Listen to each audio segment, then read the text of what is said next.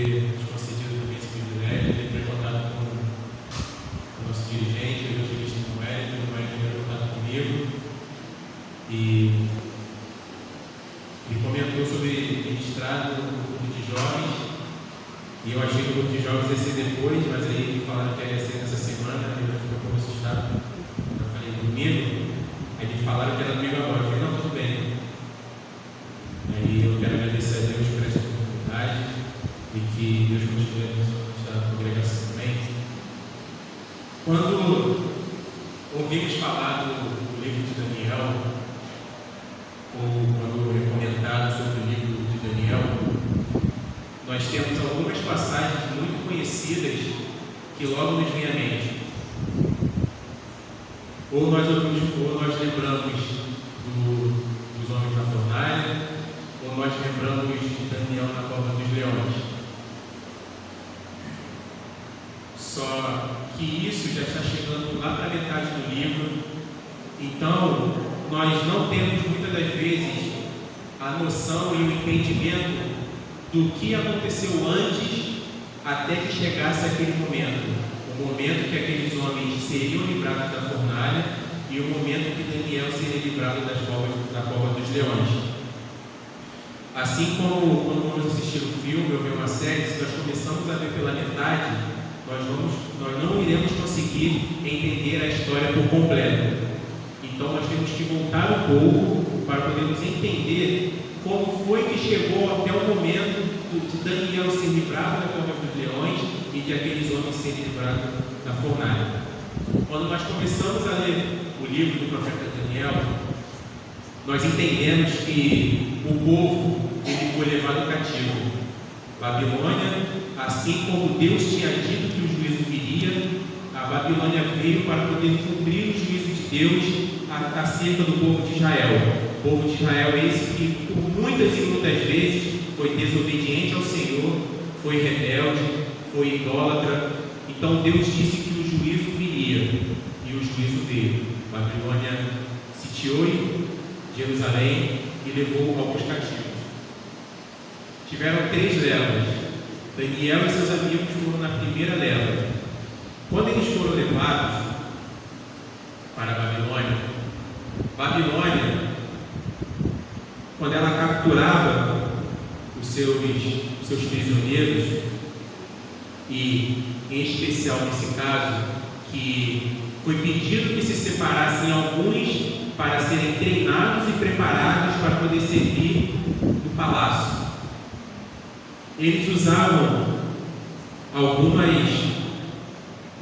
técnicas, algumas coisas para poder assimilar esse povo que estava sendo levado escravo.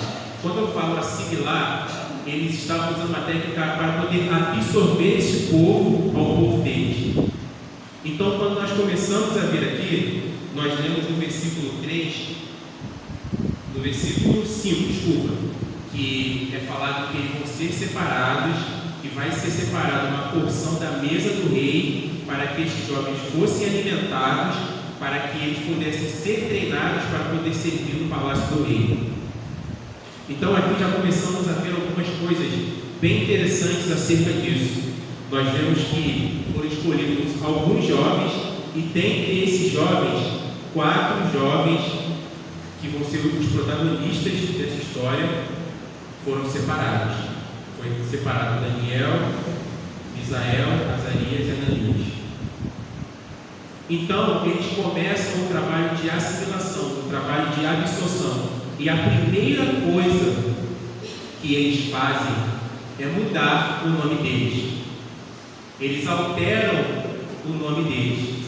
Então, a palavra vai dizer que Daniel ele começou a ser chamado de Beltesazar, Ananias de Sadraque, Misael de Mesaque e Azarias de Abednego. E quando nós lemos essa passagem, nós lemos esse trecho, nós percebemos, ou muitas das vezes não percebemos, impor um nível mínimo de reconhecimento dos deuses babilônicos. E a identidade deles o objetivo era começar a ser corrompida. E a identidade, ela é algo crucial na vida na pessoa, na minha e na sua vida. Porque se nós não temos uma identidade, nós não temos nada. Se nós não sabemos quem somos, nós não somos nada. Porque hoje em dia, muitas pessoas perderam a sua identidade. E eu vou dizer isso com todo respeito. Hoje em dia, os homens, eles não se identificam mais como homens. As mulheres, elas não se identificam mais como mulheres. Não estou generalizando, estou falando em alguns casos. As pessoas não sabem mais quem elas são. As pessoas têm a ideia de que ela é o homem tem a ideia de que ele é uma mulher presa no corpo de um homem. Ou que ele é um homem preso no corpo de uma mulher. Num dia ele é homem, no outro dia ele é mulher. Ele não sabe mais quem ele é. Isso é perda de identidade. A pessoa não sabe mais para onde vai, o que ele está fazendo, quem ele é. E Babilônia, ela está querendo arrancar a identidade daqueles jovens. Está querendo mostrar que os deuses deles são superiores e que eles têm que ser igual a eles.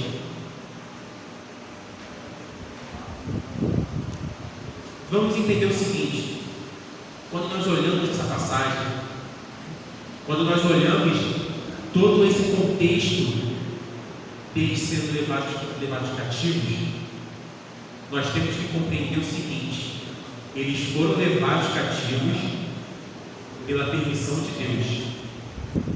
Deus permitiu que eles fossem levados. Deus não falou: eu não vou deixar, vou te tirar de Babilônia. E este é um grande problema também, que às vezes nós achamos que os crentes não podem se envolver com as coisas do mundo. Eu quero falar isso com muito cuidado para não ser entendido errado. Muitos pais, todos os pais, eles querem proteger os seus filhos. E isso é o correto. Você vai cuidar, vai proteger, até que eles cresçam e possam andar com suas próprias pernas. Mas o problema é quando acontece uma superproteção. Eles não deixam os filhos ter experiências, não deixam os filhos viverem a vida deles, aprenderem as coisas por si só. Então eles vão crescer adultos defeituosos, que não vão saber conviver em sociedade.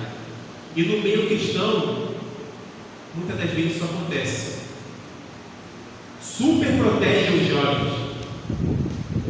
Nós não temos que super proteger os jovens. Nós temos que ensinar o caminho que os jovens devem andar. Nós devemos ensinar o caminho que a criança deve andar. Há um tempo atrás, não muito tempo atrás, eu vi um vídeo, não vou citar o nome do pastor, obviamente, do mestre. Eu vi um vídeo de um pastor que ele estava incentivando as pessoas, os pais, a não mandarem os filhos para a universidade. E ele comentou algumas coisas, falou algumas palavras que não é lícito, obviamente, eu vou falar aqui. E ele estava incentivando a isso. E eu sei que existem dados estudos de muitos jovens que vão para a faculdade de igreja, muitas vezes eles se afastam. Mas a pergunta que nós devemos fazer é a seguinte: o problema está nas universidades ou o problema está na falta de preparo que os jovens tiveram? Porque eu não vejo em nenhum momento nas Escrituras Deus falando que Ele não ia permitir que eles fossem para a Babilônia para poder proteger eles. Deus permitiu que eles fossem. Nós estamos em uma geração de cristãos doentes, cristãos que não leem mais a Bíblia, cristãos que não oram mais, jovens que não têm interesse em orar e em buscar ao Senhor. E ficamos surpresos quando esses jovens não conseguem suportar a pressão do mundo. A vida cristã, ela é muito séria, tanto para adulto, quanto para jovem, para adolescente e para criança. O adversário, ele vai tentar destruir a vida de qualquer um que sirva a Deus. E quando eu olho para Mateus capítulo 7, versículo 24, alicerce. Se a vida do cristão está alicerçada na rocha ou se está alicerçada na areia. E é isso que está acontecendo. A vida do crente de hoje em dia, de muitos, não todos, está alicerçada na areia. Eles estão com uma fé tão fraca, e eu digo isso com todo respeito, porque pode acontecer com qualquer um de nós, que qualquer vento de doutrina, qualquer coisa, o crente está fraco, o jovem está fraco, está desanimado, não quer saber de igreja, não quer saber de culto, não quer saber de nada. E por que eu estou falando tudo isso? Porque quando nós vamos para o verso 8, nós vemos uma coisa muito importante, que é o posicionamento de Daniel. Daniel, ele tomou uma decisão. Aqui, nós temos que entender o seguinte, que a vontade de Deus para a nossa vida não é só um querer ou uma preferência. Não é só, eu quero muito a vontade de Deus na minha vida. Eu prefiro a vontade de Deus na minha vida. Não, nós temos que nos posicionar para termos a vontade de Deus na nossa vida. Porque querer a vontade de Deus, todo mundo quer. Cantamos hinos falando que queremos que a vontade de Deus seja feita na nossa vida. Mas é um posicionamento. É quando chegarem com um manjar para você, é você falar não. É quando alguém chegar para você e falar, vamos ali fazer tal coisa, e você sabe que essa coisa vai contra a palavra, vai contra a vontade de Deus, você falar não. É você saber dizer não para as coisas. É você saber quem você é na presença de Deus. Porque Ele está aqui dentro. Qualquer um pode estar.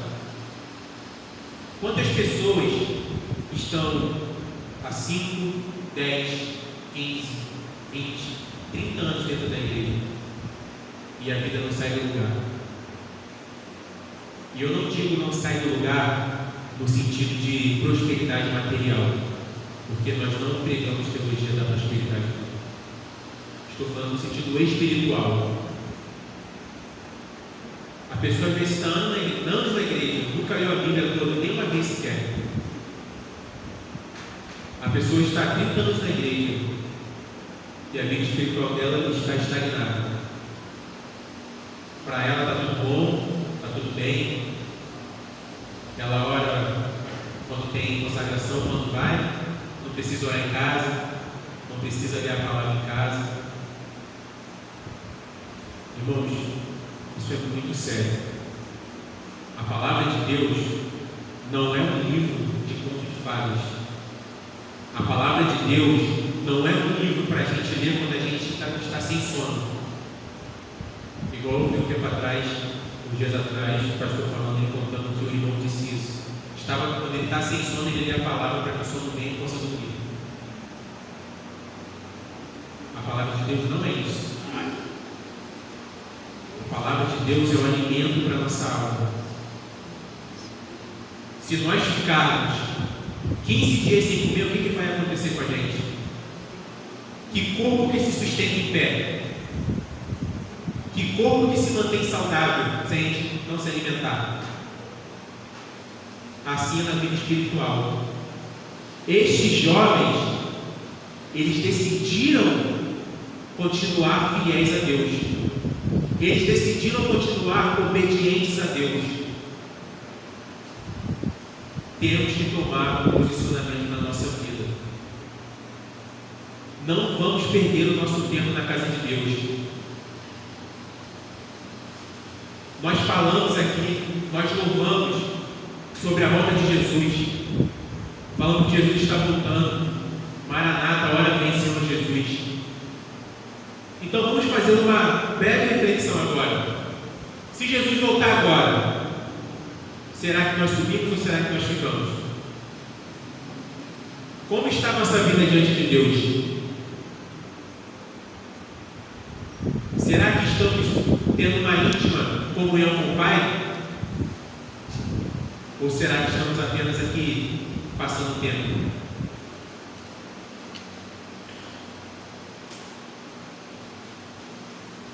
Então, irmãos, vamos ficar firmes na presença do Senhor. Quando eu olho para a vida desses jovens, eu vejo que Deus ele é fiel. Deus ele não muda. Quando Daniel tomou um posicionamento e conversou com aquele homem e pediu para que ele desse outro tipo de alimentação para eles, Deus, mediante a atitude de Daniel, ele agiu na vida daquele homem. E ele fez com que aquele homem tomasse simpatia por Daniel. E ainda que ele tivesse medo de ser morto pelo rei, ele aceitou aquela proposta de 10 dias. E aqui eu vejo a fidelidade de Deus, porque ele honrou a Daniel mediante aqueles líderes pagãos. E ao fim dos 10 dias, quando ele olhou a aparência daqueles jovens, ele viu que eles estavam mais saudáveis que aqueles que estavam comendo da mesa do rei. Quando eu olho isso aqui com os olhos humanos, pode parecer loucura. Como que em 10 dias isso poderia acontecer? Ele vê essa diferença abrupta, gigantesca desses jovens, porque a palavra diz que eles estavam mais gordos, estavam com a aparência mais saudável. Em 10 dias, nós vemos o mover de Deus na vida daqueles jovens, porque Deus tinha um propósito na vida daqueles 4 jovens. Deus, quando Ele tem um propósito na vida do homem ou da mulher de Deus, e esse homem e essa mulher de Deus se posicionam como servos, Deus ele vai cumprir o chamado que Ele tem na vida desse homem e dessa mulher. A palavra diz que Deus não é homem para que minta, e nem filho do homem para que se arrependa. Se Ele falou que Ele vai fazer, Ele vai fazer. Mas é um trabalho em conjunto. Deus ele vai agir nele, porque a vontade dele é boa e agradável.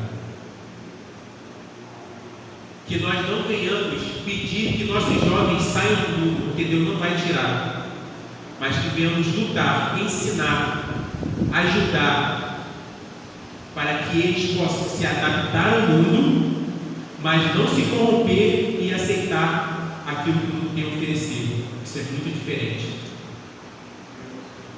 Que vivamos no mundo, mas não sejamos do mundo. Que sejamos luz em meio às trevas. É para isso que Cristo nos chamou. Ele não chamou a gente para ficarmos trancados dentro da igreja e sermos santos para nós mesmos. Nós temos que ser santos lá fora. Temos que ser crentes lá fora também, para que quando eles lá fora olharem para a nossa vida, eles veem que tem um brilho diferente, que tem uma luz diferente na nossa vida, que é o brilho do Espírito de Deus, é o brilho daquele que é santo, que faz a vontade de Deus e que não se deixa corromper pelo mundo. Entendemos que a sabedoria de Deus ela nos ajuda a nos posicionar, a tomar decisões sábias, sem precisar nos rebelar, sem precisar sermos, se fizer isso comigo, vai ver só. Isso não existe. Eu sou crente, mas eu não sou bobo. Isso não existe. Uma das características do fruto do Espírito é o domínio próprio, mansidão. Deus ele ajuda os seus a tomarem decisões sábias. E por último, Deus honra todos aqueles que permanecem firmes na posição de servos. Irmãos, a vida cristã é uma constante batalha espiritual. Do momento que nós acordamos até a hora que nós vamos dormir, e até enquanto dormimos, Quando estamos lá fora, para aqueles que vieram do mundo, como eu vim, quando a pessoa está lá fora, não existe guerra, porque ela já é o inimigo. Mas quando essa pessoa levanta a mão e aceita Cristo como Salvador, é aí que a luta começa. Porque o adversário ele quer destruir a sua vida. Ele quer te matar. Se ele não puder te matar, ele vai te jogar na sarjeta, no pior lixo que ele puder, para poder envergonhar, tentar envergonhar Deus, mas envergonhado vai ser ele.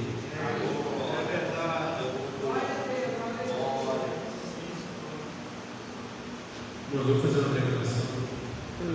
Ensinar